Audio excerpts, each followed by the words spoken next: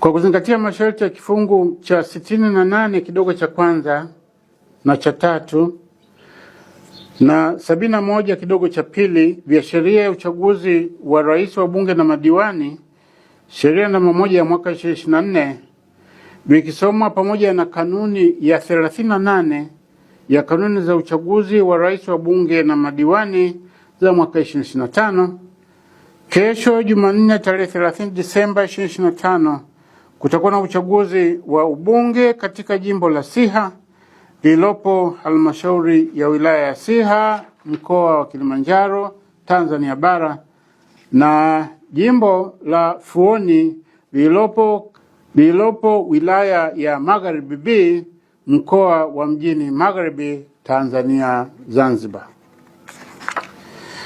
Uchaguzi mdogo huo utahusisha pia kata 5 za Tanzania bara.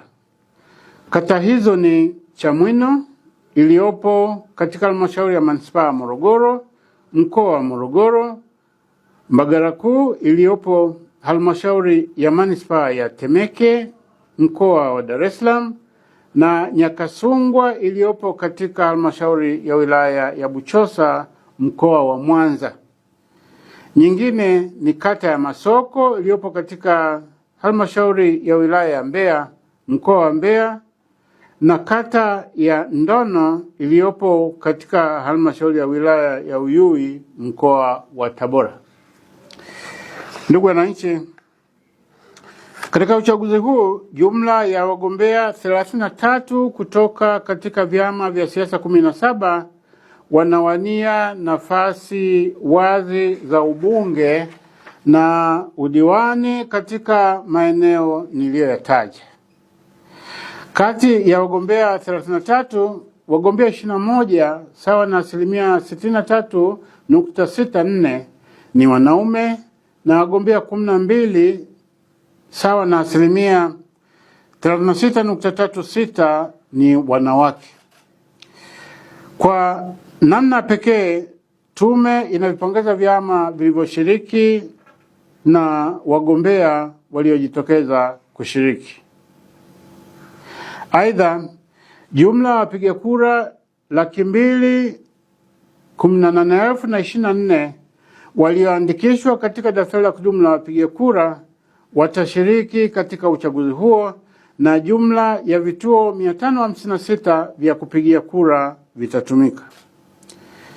Ndugu wananchi, natumia fursa hii kuvikumbusha vyama vya siasa vinavyoshiriki uchaguzi kesho tarehe 30 Disemba 2025 kuzingatia wajibu wao wa kuweka mawakala katika vituo vyote vya zoezi la kupiga kura, kuhesabu na kujumlisha kura. Wasimamizi wa uchaguzi katika majimbo na kata husika wamekamilisha taratibu zinazoweka mazingira yanayowezesha mawakala wa vyama vya siasa kufuatilia mchakato mzima wa uchaguzi. Mawakala hao wanawajibika katika kulinda maslahi ya vyama vyao na wagombea wao. Hivyo wanapaswa kuzingatia sheria, kanuni, taratibu za uchaguzi na maelekezo ya tume katika utekelezaji wa majukumu yao vituoni. Ndugu wananchi, Tume Huru ya Taifa ya Uchaguzi inavikumbusha vyama vya siasa, wagombea, mawakala, wapiga kura na wananchi wote kwa ujumla kuzingatia mambo yafuatayo. Mosi, mpiga kura anatakiwa kwenda katika kituo alichojiandikisha na kadi yake ya mpiga kura siku ya uchaguzi. Pili, wapiga kura watakaoruhusiwa kupiga kura ni wale walioandikisha katika daftari la kudumu la wapiga kura la Tume Huru ya Taifa ya Uchaguzi INEC au Tume ya Uchaguzi Zanzibar ZEC. Tatu, mpiga kura awapo kituoni atatakiwa kutoa kipaumbele kwa wapiga kura wenye mahitaji maalum kama vile wazee, wagonjwa, watu wenye ulemavu wajawazito na akina mama wenye watoto wachanga watakaokuwa nao vituoni. Na 4, watu wenye mahitaji maalum wataruhusiwa kwenda kituoni na wasaidizi wao. 5, vituo vitafunguliwa saa 1 kamili asubuhi na kufungwa saa 10 jioni. Ifikapo muda huo wa kufunga kituo saa 10 kamili jioni, kama wapiga kura bado wapo kwenye mstari, mlinzi wa kituo atasimama nyuma ya mtu wa mwisho na zoezi la upigaji kura litaendelea hadi wapiga kura walio kwenye mstari watakapomalizika. Mpiga kura atakayefika zaidi ya muda wa kufunga kituo hataruhusiwa kupiga kura. Baada ya kumaliza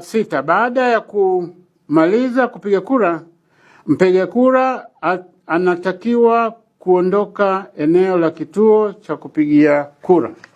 Na 7, mpiga kura awapo kituoni anatakiwa kufuata maelekezo yote atakayopewa na karani mwongozaji wa wapiga kura.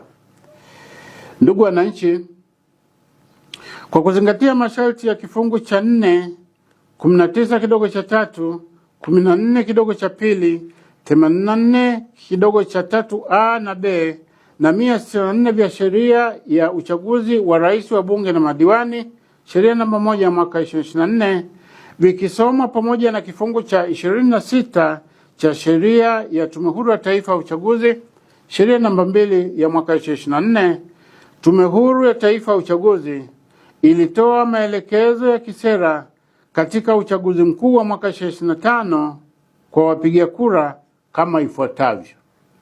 Mosi, kwa mpiga kura asiye na picha katika daftari la kudumu la wapiga kura, lakini ana kadi ya mpiga kura yenye taarifa binafsi zilizomo katika daftari la kudumu la wapiga kura, aruhusiwe kupiga kura.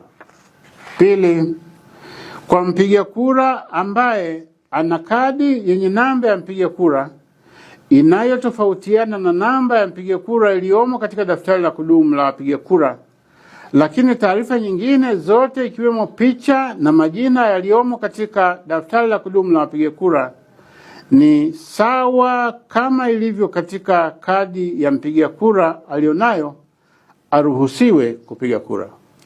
3, kwa mpiga kura ambaye ameandikishwa katika daftari la kudumu la wapiga kura na taarifa zake zipo katika daftari la kudumu la wapiga kura lililopo katika kituo husika, lakini amepoteza kadi yake au kadi yake imeharibika, aruhusiwe kupiga kura kwa kutumia mojawapo ya vitambulisho vifuatavyo: A, kitambulisho cha taifa yaani NIDA; B, leseni ya udereva au pasi ya kusafiria yaani passport. Lakini kwa sharti kwamba majina yake yaliyopo katika kitambulisho atakachowasilisha mpiga kura ni lazima yafanane na majina yote kama yalivyo katika daftari la kudumu la wapiga kura. Na 4, kwa mpiga kura ambaye ana kadi ya kupigia kura lakini taarifa zake hazipo katika daftari la kudumu la wapiga kura, asiruhusiwe kupiga kura. Na wakumbusha nyote kuzingatia maelekezo haya ya kisera yaliyotolewa na Tume Huru ya Taifa ya Uchaguzi.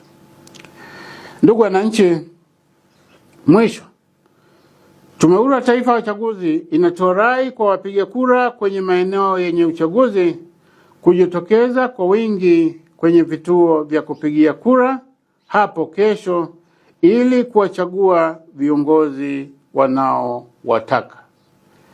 Kura yako, haki yako, jitokeze kupiga kura. Nimetoa maelezo haya leo tarehe 29 Disemba 2025 hapa mjini Zanzibar, Tanzania, Zanzibar.